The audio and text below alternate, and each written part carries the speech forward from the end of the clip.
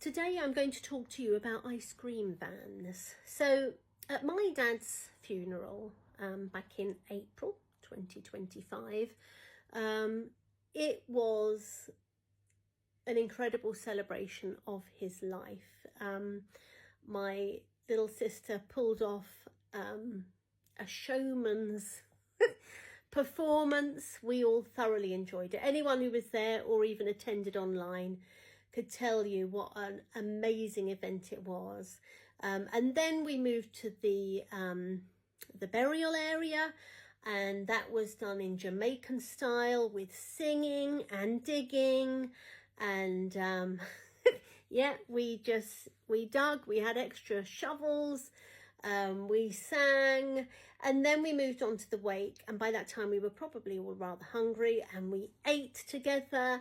And then when we had finished eating, Tony, the ice cream van of Sittingbourne, he arrived playing his music, attracting the children and the adults. And the truth is that I had not told our venue that that ice cream van was coming, because obviously they were being paid for the catering. And they said that it wasn't allowed to bring other stuff in. They said you can bring a cake if you want to, and okay, fine. So knowing how my dad was, there was an element of, let's see what we can get away with. So we ordered Tony the ice cream van. We knew that he would be paid well for arriving, and hopefully we could get enough ice cream served to people before we were told that was completely against the rules and he'd have to leave. That's what we were processing. Anyway, actually, the Appleyard people were delighted. They came and enjoyed an ice cream, and it was a wonderful celebration. I know my dad would appreciate doing something that kids, because there were a lot of kids for a funeral, his grandchildren. The kids were excited. I was excited. I love the ice cream van. And it was just a wonderful feature of that day. It was someone's birthday. She'd still come to the funeral, and she said it was one of the best birthdays she'd had in ages, being with our family. It was wonderful. Anyway, why am I telling you this?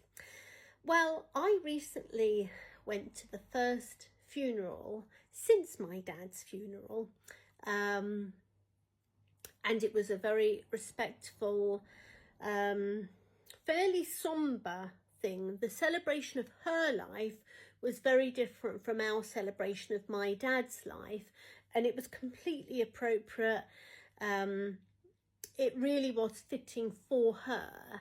And we then went back to the house, and it was a Hindu person on my husband's side of the family, and we had the traditional kedgeree and potato curry. Incredible. It was a hot day, so they served watermelon. It was really thoughtfully done. It was a fantastic day. I mean, you know, as funerals go.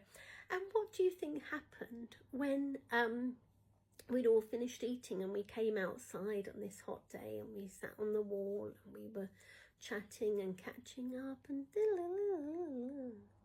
the ice cream van arrived.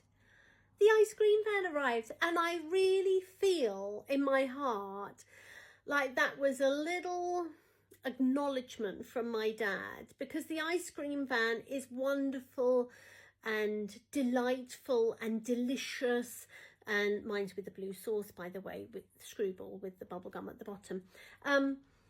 It's all those wonderful things, but it was also for my dad an element of, let's see what we could get away with, because we were at a venue, whereas this other one was, you know, it just kind of came along the road and it stopped there. And anyway, it was a really wonderful moment. It really felt like a message from Dad.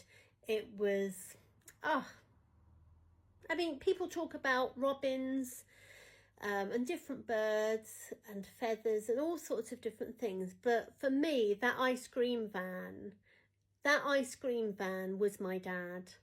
And it just gave me such a good feeling. Tell me, the ice cream van is obviously not everyone's thing, but what have you experienced that you knew was a sign from one of your loved ones who's passed?